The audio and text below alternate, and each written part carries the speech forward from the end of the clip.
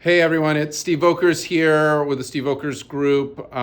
We obviously are brokerage in Grand Rapids, Michigan, and I'm just doing a quick video on the market, real estate market dealing with the pandemic, right? So many of you agents out there are writing emails and blogs and stuff, but I've always done video, being dyslexic and ADD. Just find communicating this way being easier for me. So that's why I'm doing video.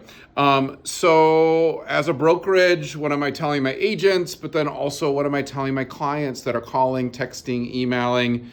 One thing is not every situation's the same, right? So each person individually might have a different course of action based on their home, what they're buying or what they're selling, what their financial needs of doing so, all those kind of things. So I want to start with that. Make sure that you're calling your real estate professional, if that's me or someone else, to specifically talk about your situation, because each of you are different. Each of your homes are different. Each of your financial situations are different. And each of you are playing out this pandemic differently, right? So all we can say right now, top note right here is it is a whole new world, right? So this is new to us. It's new to you. We're using the history of things that have come in the past. But, you know, my wife just went through the drive-through to pick up kids' homework packets. And it literally was a drive-through. The school had a window. They're dropping off packets inside my wife's car as she's driving by.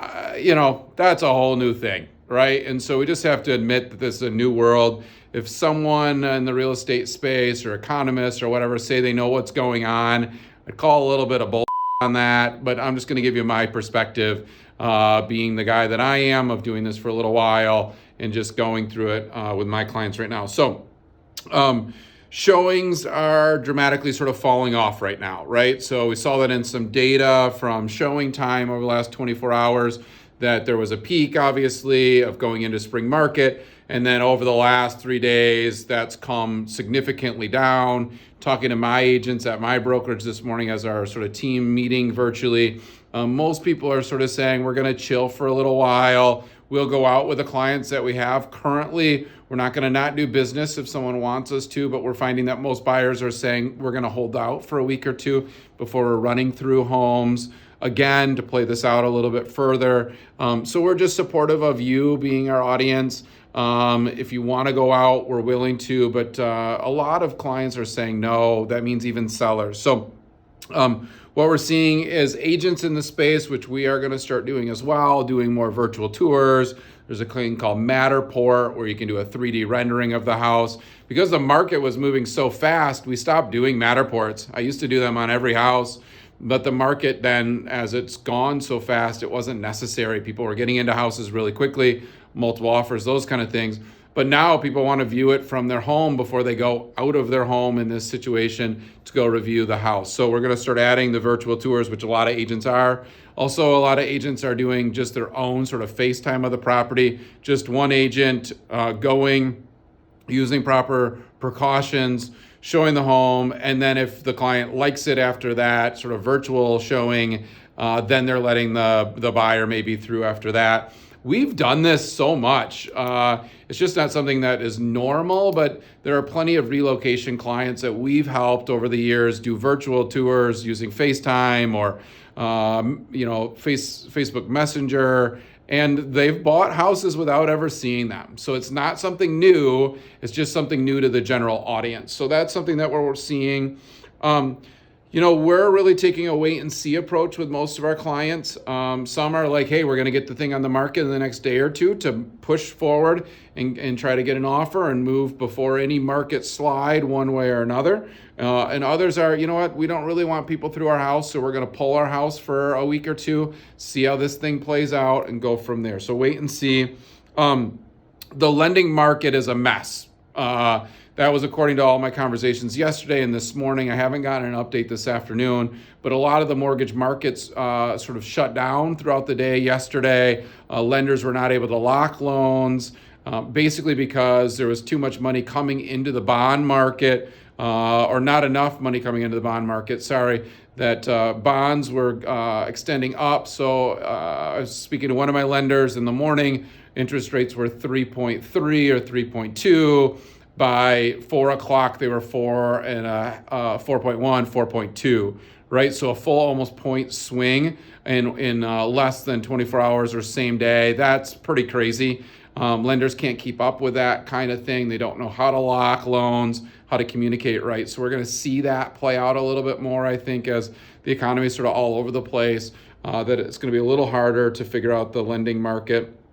What our hope is this just pushes out till spring break, right? So when I work with a lot of clients, I'm thinking a listing, that's the conversation that we have this time of year anyways, is do you want to list a week or so before spring break, or everybody in West Michigan is going to be gone, or a significant part of West Michigan is going to be gone south for the week of spring break, enjoying sunshine. And so should we wait till everybody gets back late April, beginning of May to start with that listing getting on the market? So I think this is just going to push us off till then. It might create a little bit of an extra inventory in that period of people sort of holding the next 2 weeks maybe of not putting their listing on, waiting until sort of the faux quarantine is done and that we all feel like we can go out and be in the world again. And so we might see a glut of inventory at that time. So I really would be working with my clients are making sure we're not overpricing our homes based on past history numbers and sort of trying to say, what is the past history number? And then should we even shave a little bit off to make sure that we get the house moved rather quickly? The other thing is, just remember we're West Michigan. We have been named #1 real estate market multiple times in the last 24 months, right? Low inventory, high value increases, those kind of things. So we have gained in value a lot, right? So even if the market does over the next couple of months pull back from that, mentally, yes, you're below what you thought your house was worth today or worth last week Friday. We might be pulling back on value a little bit over time, but it's still way above what you originally probably paid for it. And we find that there's still a lot of equity in houses. So values increased, but also people put a significant amount of money down over the last couple of years to actually secure a house. So we do have some bandwidth to balance that movement one way or another. So no one is talking about sort of a market crash like we saw 10 years ago. Could that occur? Sure. We're in a whole new world. But ultimately, I think we're okay right now. We might have to come off of those pricing a little bit as we put stuff on in the next 30 days if this thing clears out. If it doesn't clear out in 30 days, maybe throw this video away and we'll figure out the next thing. But that's where I sit as of today, working with my clients. I hope you find this of value and that you can find some peace and rest in just saying, be with your family, enjoy this time, hanging out and playing games and being humans again. Human connection sort of has gotten lost over the last couple of years as we do these things, sitting on social media too much.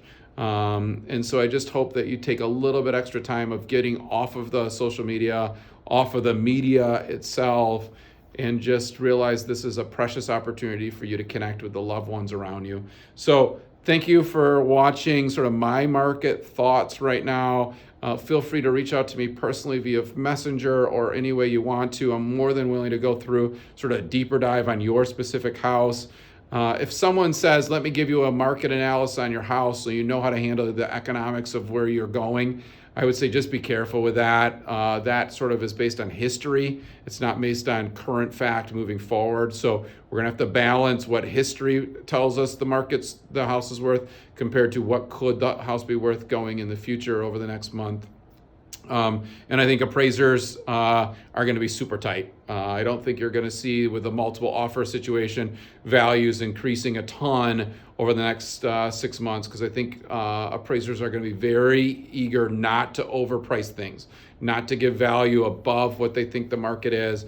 And a lot of values have been increasing very fast, but I think the lenders are going to calm down most of the appraisers to say, get us true value, which is what they're supposed to have always been doing, but don't push the envelope anymore. So that's sort of my 2 cents. Again, you know how to reach me. I'm Steve Volkers with the Steve Volkers Group in Grand Rapids, Michigan. Thanks so much, guys.